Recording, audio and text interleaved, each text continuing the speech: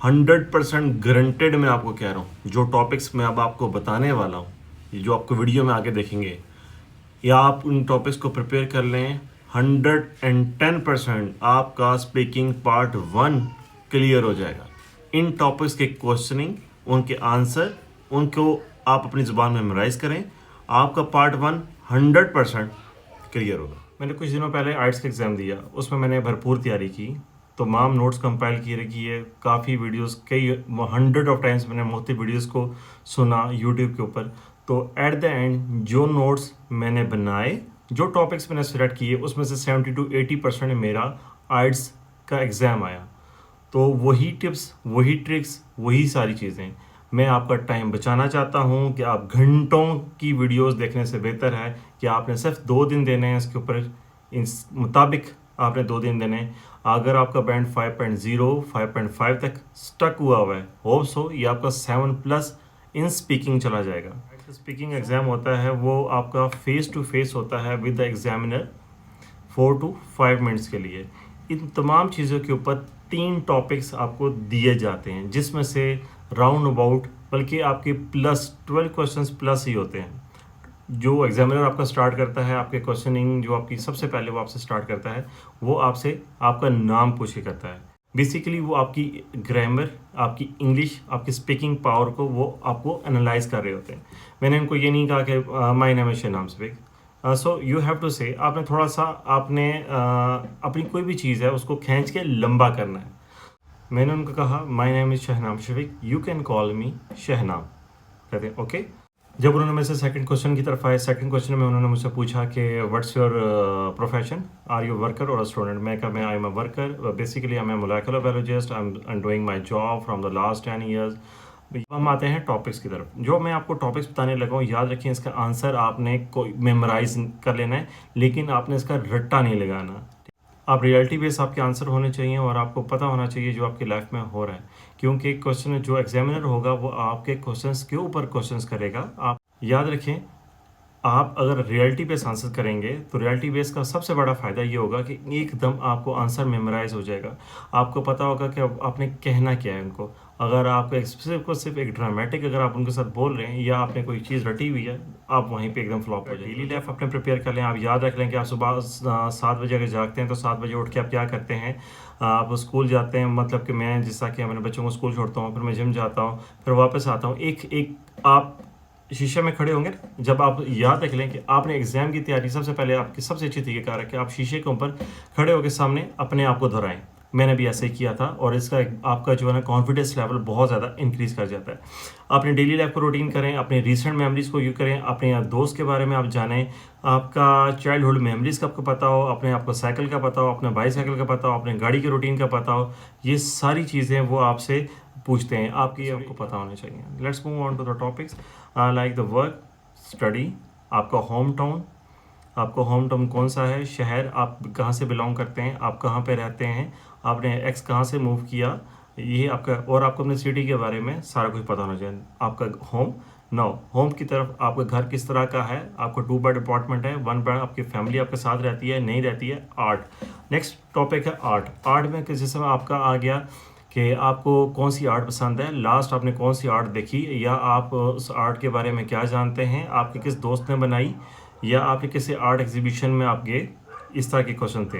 Bicycle, मेरे एक दोस्त से सवाल किया गया बाईसाइकिल के बारे में। Other topic birthdays, childhood, cloth, computer, daily routine, dictionaries, evenings, आपकी इवनिंग कैसी हैं, आप इवनिंग में कहाँ पे जाते हैं, उठते हैं, इस तरह के सवाल होते हैं। फैमिली, फ्रेंड्स, फ्लावर्स, आपको कौन सा फ्लावर पसंद है, कौन सा फ्लावर पसंद नहीं है। इसके बाद फूड, जैसा कि आपको मैंने पहले बताया था कि फूड के बारे में आपसे लाजमी पूछते हैं। गोइंग आउट, हैप्पीनेस, किस चीज़ पे आपको खुशी होती है, किस चीज़ पे आपको गमी होती है। इंटरनेट पे बेसिक पे क्वेश्चंस आ गए। इंटरनेट पे उन्होंने मुझे न्यूज़पेपर और ई पेपर के बारे में पूछा, आपने उसको भी देख लें। लेयर टाइम, आपके फुर्सत के वक्त के अंदर आपको क्या हॉबीज़ करते हैं, क्या पसंद है, ये याद रख लें। लेयर टाइम के बारे में लाजमी पूछते हैं कि आपकी हॉबीज़, आपको लेयर टाइम में आप किन चीज़ों को पसंद करते हैं और किन चीज़ों को पसंद करते हैं। म्यूज़िक कौन सा पसंद है आपको, कौन सा पसंद नहीं है। इस नेबरहुड एंड नेबरहुड, न्यूज़पेपर, देखिए न्यूज़पेपर वही आ गया मैंने जो इस पे बारे में आपको बात की थी।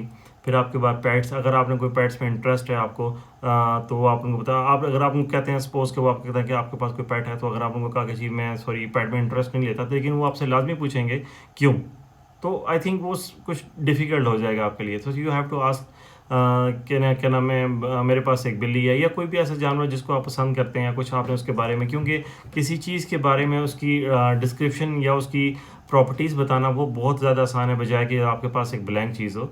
या आप ये भी कह सकते हैं so I am allergic from the animals और पेट्स, वो फिर आपको एक बड़ा एक डिस्क्राइब आंसर आ जाएगा, बिल्कुल एक छोटा सा, तो मेरे उस पर आपको यानी कि वो आपको फर्दर जो है ना कोई आपको बता नहीं सकते। नेक्स्ट हम देखते हैं रीडिंग में है, फिर आपको आता रहता है शॉपिंग, फिर स्पोर्ट, फिर टीवी, फिर ट्रांसपोर्ट। हाँ, ट्रांसपोर्ट के बड़े कॉमन क्वेश्चनिंग होती है, उसके अंदर कॉमन क्वेश्चनिंग में आपसे पूछ देंगे, जिस तरह के आप बताएं कि आप पब्लिक ट्रांसपोर्ट में जाना पसंद करते हैं, या आप क्या नाम है आपके पास प्राइवेट आप कन्वेंस पसंद करते हैं। सो अगर आपके पास प्राइवेट कन्वेंस है तो आप उसको बताएं, लेकिन यू हैव टू एलेबरेट क्या नाम है पब्लिक ट्रांसपोर्ट के बारे में आपको उनको एक्सप्लेन लाजमी करना है। आपसे पूछेंगे आपके फेमस ट्रांसपोर्टेशन आपके शहर में कौन सी है, या आपकी कंट्री में कौन सी है। सो मैं जैसा कि इस्लामाबाद से बिलोंग करता हूँ, मैंने उनको बताया कि क्या नाम है मेट्रो यहाँ पे चलती है, यहाँ पे पब्लिक ट्रांसपोर्ट्स हैं, CDA यहाँ पे कैपिटल डेवलपमेंट अथॉरिटी है इस्लामाबाद की, कि जो CDA जो है यहाँ पे मुख्तलिफ किस्म की ट्रांसपोर्ट रन कर रहा है। उसमें पूछा कि कहाँ और किस तरह का आपको कन्वीनियंट, कभी आपने उस पर सफ़र किया है। तो मैंने 1-2 दफ़ा मूव किया है पब्लिक ट्रांसपोर्ट पे राइट नाउ, कुछ दिनों पहले। तो मैंने उनको बताया कि जी ये यहाँ से यहाँ जो मेरे माइंड में मेमोरी थी, मैंने आपको पहले बताया कि जी आपका आंसर रियलिटी बेस्ड हो तो वो एक आपको आसानी से बताने में, बेशक आपकी विकैबुलरी थोड़ा सा प्लस माइनस भी होती है, तो आपको वो बताने में आसानी होगी, बजाय कि अगर आप एक ड्रामेटिक अगर आप एक सीन क्रिएट करते हैं तो आप वहाँ पे लाजमी होगा कि एक पॉइंट पे आके आप बिल्कुल ज़ीरो हो जाएंगे, तो वो आपका बड़ा एक नेगेटिव इम्पैक्ट जाता है एग्जामिनर के ऊपर, और आपको एक बैंड अच्छे क्या नाम है अचीव करने में एक बड़ा प्रॉब्लम आती है। तो एक दो आखिरी ये रह गया आपका जो वेदर हो गया, फिर वेदर यानी कि आपको समर्स पसंद है या विंटर्स पसंद है, समर क्यों पसंद है और विंटर क्यों पसंद है। सो मैं टॉपिक के बारे में आपसे बात करता हूँ।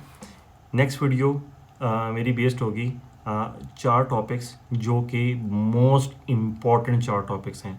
रिमेंबर दैट, ये आपको मैं ओपनली बता रहा हूँ, मैं इन 4 टॉपिक्स में 110% आपके 2 या 3 टॉपिक आपके स्पीकिंग में मस्ट आएंगे।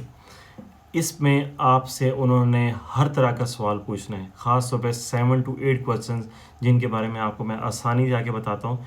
एक टॉपिक के बारे में अभी आपसे डिस्कस करता हूँ, क्योंकि बाकी टॉपिक्स मैं आपको नेक्स्ट वीडियो के अंदर बताऊँगा, क्योंकि 4 टॉपिक्स हैं ये आर्ट्स में जो कि मोस्ट कॉमनली पूछे जाते हैं।